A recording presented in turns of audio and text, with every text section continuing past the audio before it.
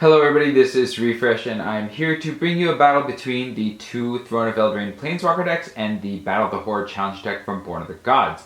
We'll be playing two games against this challenge deck, first on regular difficulty and then on hard mode, and we will be using 3 hero cards to this end. We have the Harvester, which says tap, draw a card, then discard a card. The Explorer, which says you may play an additional land on each of your turns, and the Vanquisher, which says your starting hand size is increased by 1, your maximum hand size is increased by 1. Since I only have one of each of these cards, we're going to apply them to both decks simultaneously, and we'll go ahead and get started by drawing 8 cards apiece. Oko draws Return of the Wildspeaker Island, Mistford River Turtle, Frogify, Garenbrig Carver, Frogify, Merreleaf Pixie, Thornwood Falls, and Bramblefort Fink. This is not great, but we do have the Merreleaf Pixie, and hopefully we can get into something better or more lands by using the Harvester. Rowan draws a Joust, Plains, Garrison Griffin, Knight of the Keep, Venerable Knight, Windscarred Crag, and Mountain. I think this is an acceptable start, so we will keep it. Turn 1, we're going to play the Thornwood Falls, which is a land. It enters the battlefield tapped, and when it enters the battlefield, you gain 1 life. You can tap for green and blue. We will get 1 life to take us up to 21. And we will play the Windscarred Crag, which is the exact same thing, except it taps for red and white. That'll get us another life, taking us up to 22. We'll also play the Plains over here, and we'll play the Island over here. And then we will tap the Plains over here to cast the Venerable Knight. This is a 2/1 human knight, and when it dies, put a +1/+1 counter on target knight you control. And then we will go ahead and end the turn using the Harvester. Oko draws a Forest, and we will discard a Frogify. Rowan draws a Garrison Griffin, and we will discard the Joust. And then we will untap. Oko draws an Island, and Rowan draws a Youthful Knight. We'll go ahead and play the Plains and the Mountain over here. And over here we'll play the Island and the Forest. We have 4 mana, and I think that is good enough to start fielding some bodies. So we will tap 2 mana over here and play the Merreleaf Pixie, which is a 2/2 fairy with flying. You can tap to add green or blue. We'll also tap the other 2, the Thornwood Falls for green, and we'll play the Bramblefort Fink, which is a 2/2 oaf, and for 8 mana, Bramblefort Fink has base power and toughness 10/10 until end of turn. Activate this ability only if you control an Oko Planeswalker. Over here, we have all 3 drops, and so we're going to cast the one with the most power that we have, which is the Knight of the Keep, a 3/2 human knight. We're going to attack with the Venerable Knight into the Horde. Deals 2 damage. The Horde loses 2 cards, and then we will end the turn using the Harvester again. Oko will draw a Tome Raider, and we will discard the other Frogify. Rowan will draw a Joust, and we will discard the Joust. And then we will untap. And we will go into the final turn before the Horde attacks. We'll draw a card each. Oko draws a Forest, and Rowan draws a Mountain. We'll play the Mountain, and we'll play the Forest. And then I think we will start by tapping 3 mana to play the Tome Raider, which is a 1/1 fairy with flying, and when it enters the battlefield, we'll draw a card.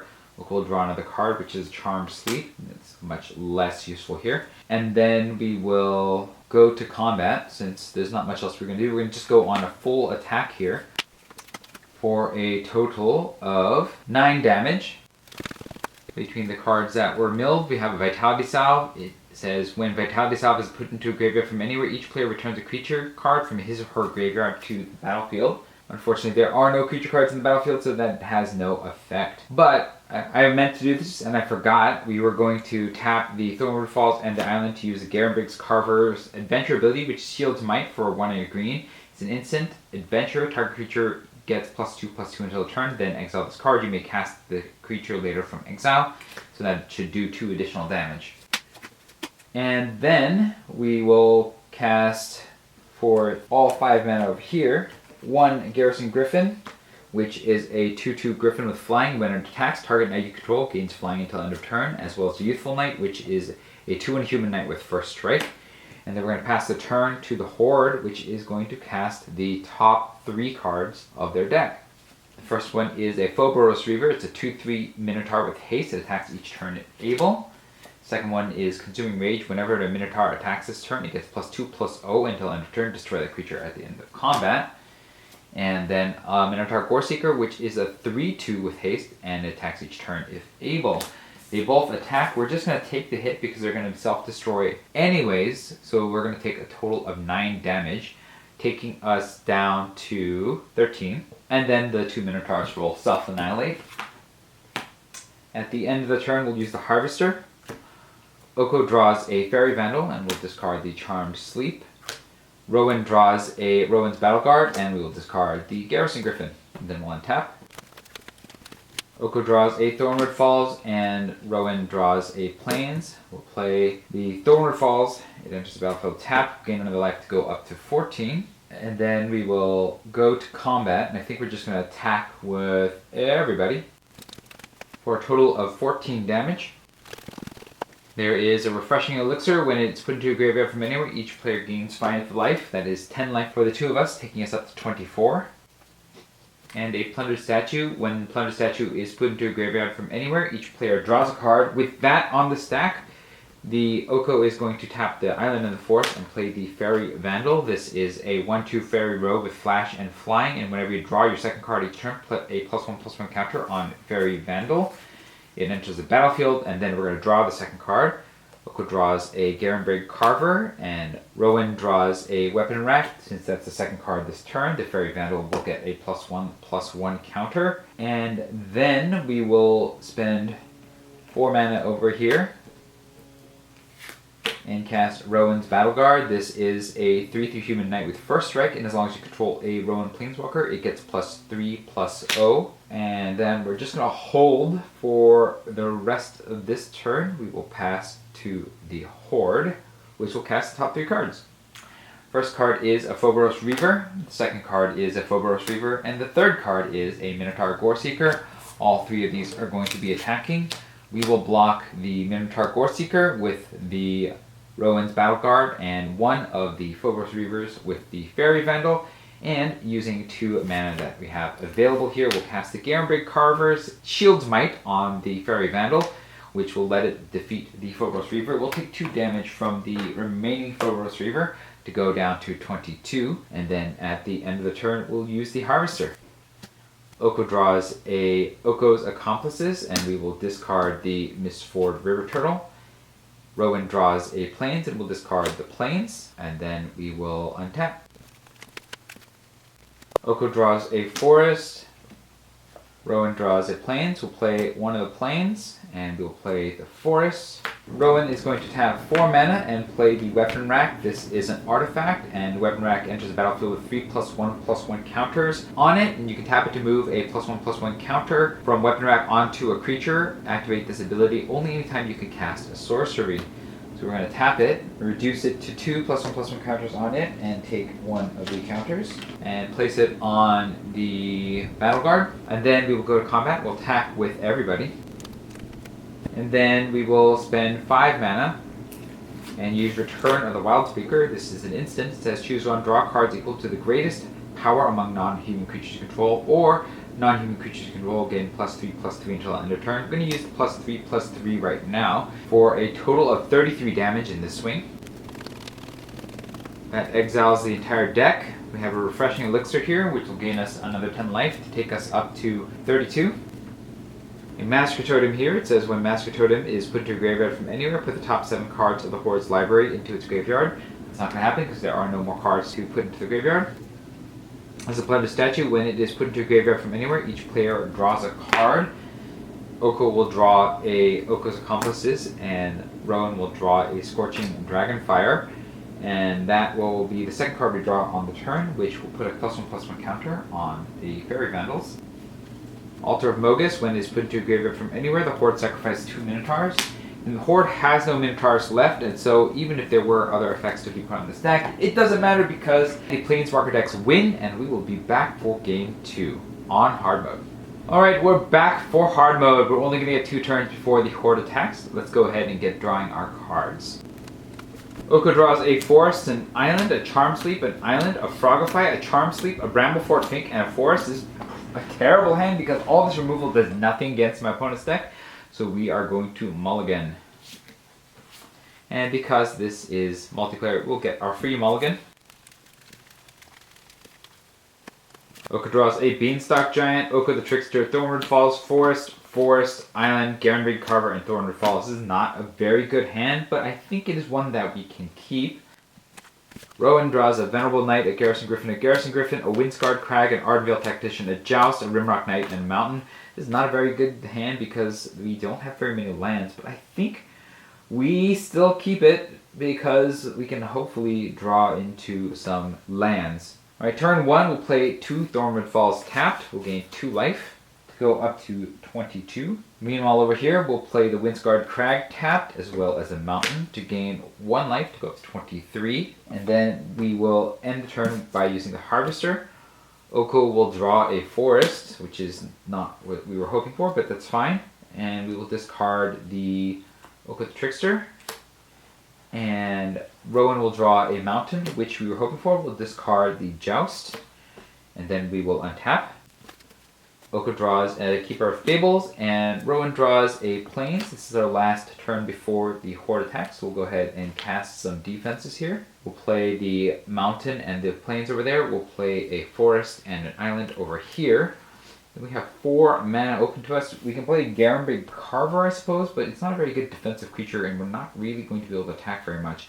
I think trying to ramp into the Beanstalk Giant, or perhaps get the Keeper of Fables down, is a better choice on the part of Oko. And so we will tap 3 mana and play the Beanstalk Giant's ability, which is Fertile Footsteps for 2 and a green. It's a sorcery adventure. Search your library for a basic land card, put it on the battlefield, and then shuffle your library. And then it's an adventure, so he's going to get exiled. We can cast him from the library later. It gets put on the battlefield. We'll go ahead and look for a basic land card. We have a whole bunch of forests. We'll get an island and we'll put it on the battlefield. We'll shuffle.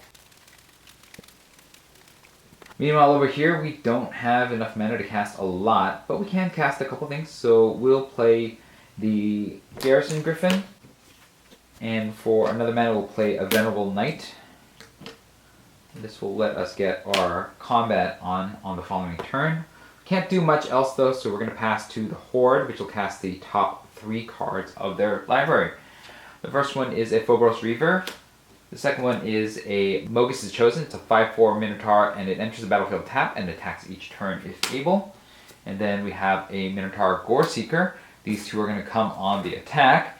And we actually have a capacity to do something about this, so we'll block the Goreseeker with the Garrison Griffin. And then we will tap 2 mana here, using a green from the Thornwood Falls to cast Garenbrig Carver's Shield's Might, and it'll give the Garrison Griffin +2/+2 until end of turn, making it a 4/4, letting it block the Minotaur Goreseeker and kill it. We'll take 2 from the Phobos Reaver to go down to 21. At the end of the turn, we'll use the Harvester. Oko will draw a Tome Raider, and we will discard a Forest. Rowan will draw a Plains, and we will discard the Garrison Griffin. We'll untap. Oko will draw a Thornwood Falls, and Rowan will draw an Inspiring Veteran. That is very inspiring to see. We'll play the Plains over here. We'll play the Thornwood Falls tapped, gaining us another life to take us up back to 22. Play the Forest over here. Now we have a whole bunch of mana, and so we're going to cast the biggest, baddest guy that we have, which would be our Keeper of Fables. It's a 4/5 cat, and whenever one or more non-human creatures you control deals combat damage to a player, draw a card. Then over here we want to cast the Inspiring Veteran and the Ardenvale Tactician. Inspiring Veteran's a 2/2 human knight. Other knights you control get +1/+1. And the Ardenvale Tactician is a 2/3 human knight with flying. Because of the Inspiring Veteran, the Venerable Knight is +1/+1 as well as the Ardenvale Tactician. And then we are going to go to combat and attack with the Garrison Griffin and the Venerable Knight, which will do a total of 5 damage to the Horde. And into the graveyard goes the Massacre Totem, so we are going to mill 7 more cards. Refreshing Elixir goes into the graveyard, and that will get us 10 life to take us up to 32. And then we will pass the turn to the Horde, which will untap. and cast the top 3 cards. The first one is a Minotaur Goreseeker. The second one is an Unquenchable Fury. Each Minotaur can't be blocked this turn except by 2 or more creatures. And finally, a Phobos Reaver. We're going to be attacked by this whole team here. And we need at least 2 creatures to block each creature. So we are going to double block the Minotaur Goreseeker with the Ardenvale Tactician and the Keeper of Fables, which will kill the Minotaur Goreseeker and will take a total of 9 damage from the remaining Minotaurs, taking us down to 23. And then at the end of the turn, we're going to use the Harvester. Oko draws a Return of the Wildspeaker, and Rowan draws a Windscarred Crag. We're going to discard the Windscarred Crag, and we're going to discard the Tome Raider, and then we will untap. Oko draws a Forest, and Rowan draws a Youthful Knight. I think we're going to be emptying our hands here, so we'll go ahead and play the Forest over here. We'll tap everything except for 1 mana to play the Beanstalk Giant, which is a Star Giant, and its power and toughness are equal to the number of lands you control, making it an 8/8. And then we will go ahead and attack with the Keeper of the Fables, the Garrison Griffin, the Venerable Knight, the Ardenvale Tactician, and the Inspiring Veteran for a total of 14 damage.